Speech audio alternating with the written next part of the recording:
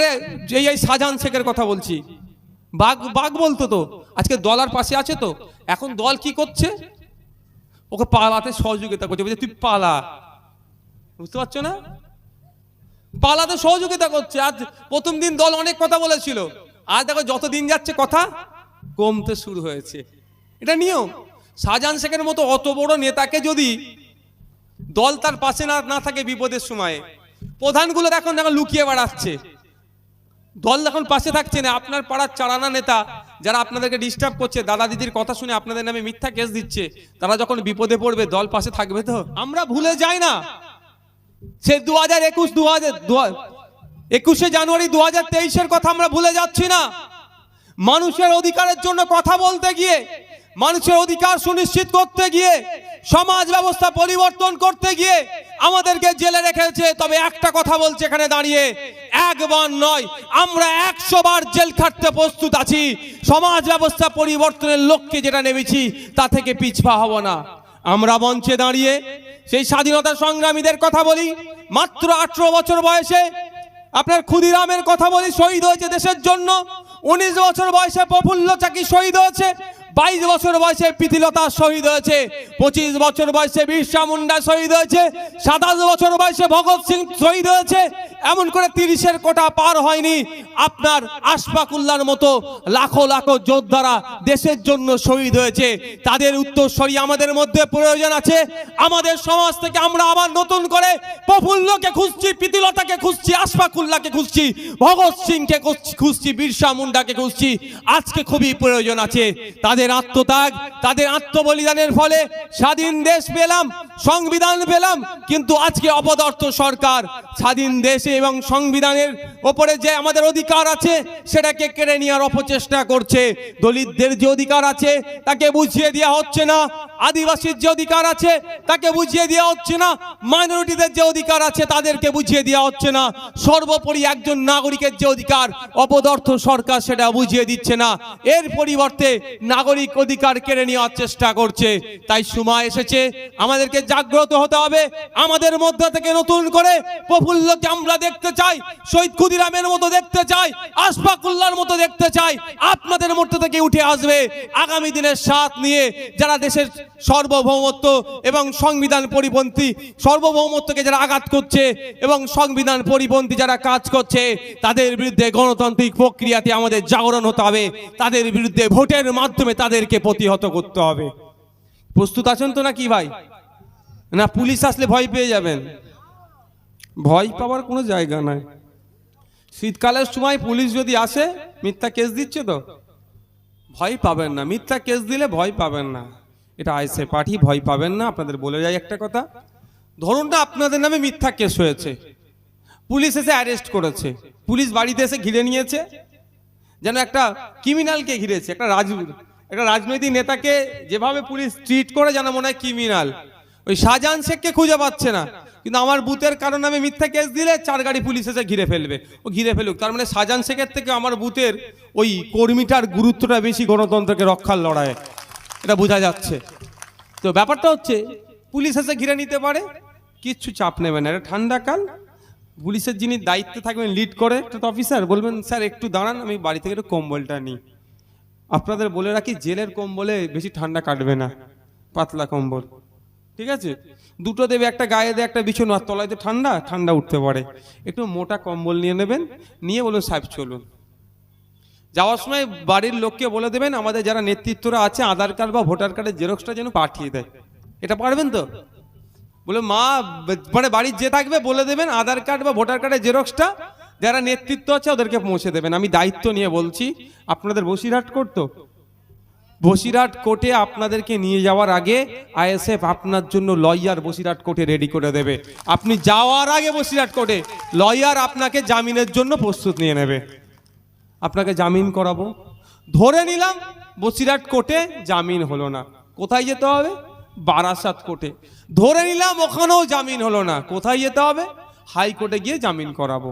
আমি ধরে নিলাম হাইকোর্টেও জামিন হলো না, আমি বোঝানোর জন্য বলছি আমার ভাইরা অ্যান্টি সোশ্যাল নয়, অসামাজিক নয়, দেশ বিরোধী কাজ করব না। আমরা দেশকে গঠনের জন্য এসেছি, আমরা কি দেশ বিরোধী কাজ করব? বুকে তো বল আছে, ভরসা আছে। ধরে নিচ্ছি তারপরেও মিথ্যা এমন কেস দিয়েছে সুপ্রিম কোর্টে যেতে হবে। আমি আপনাদের বলছি, আপনারা নিশ্চিন্তে থাকবেন। আমার ভাই, আমাদের কর্মীর জন্য আমরা আইএসএফ সুপ্রিম কোর্টে যেতে প্রস্তুত আছি। সুপ্রিম কোর্টে গিয়ে জামিন করিয়ে মালা পরিয়ে ভাইকে আমি বাড়িতে পৌঁছাবো আমরা। তারপরে কি করব? কেস তো চালাবো, ছেড়ে দেবো নাকি? জামিন করে চুপ থাকবো নাকি? মিথ্যা কেস কতদিন চলবে? খুব বেশি 5 বছর, 4-5 বছর। কেন এভিডেন্স? কোর্ট ওই নানি দাদির গল্প শুনবে না। ওই অভিষেক বাবু যে বলেছিল সুপ্রিম কোর্টে, ওই অমিতা সিনহা আমার না কেস দেখে, আইনের চর খেয়ে মুখ ফুলিয়ে চলে এসছে। মানে নানি দাদির গল্প, অমুক না আমার কেস দেখে। আরে মানে কি? সব জায়গায় প্রভাবিত করার চেষ্টা, ওখানে চলে না। নানি দাদির গল্প চলে না। আমাকেও যখন অ্যারেস্ট করেছিল, কোর্টকে তিন মানে শাসকের যারা পিপি ছিল অনেক কথা বলেছিল আমার সম্পর্কে, বলেছে নাকি আমি পুলিশকে মারতে বলেছি। বলে কি প্রুফ আছে দেখাও। আর যে ভিডিওটা চালিয়েছে সেখানে আমি আমার বলছি পুলিশ আমাদের বন্ধু, ওদের সহযোগিতা করবে। আমি শুনলাম পরে, আমি তো তখন জেলে ছিলাম। এক অ্যাডভোকেট বলছে ভাইজান ওরা ভিডিও দিয়েছিল যে পুলিশকে মারার জন্য নওশাদ সিদ্দিকী বলছে, আর সেই ভিডিওটা যেটা বাসছে সেটা নাকি আমি আবার নাকি ওখানে বলছি পুলিশ আমাদের বন্ধু, ওদের সহযোগিতা করবে। আর বাস্তব পুলিশ আমাদের বন্ধু। এটা কোন থানা? বাদুরিয়া থানাতে 20টা পুলিশ নাই, খোঁজ নিয়ে দেখুন 20টা পুলিশ নাই। বাদুরিয়াতে 4 লক্ষ মানুষ কম করে রাত্রে ওই 20টা পুলিশের উপরে ভরসা করে কিন্তু নিশ্চিন্তে আমরা ঘুমাই। তাহলে ওরা আমাদের বন্ধু। তো যদি আমাদের শত্রু হতো আমরা ঘুমোতে পারতাম?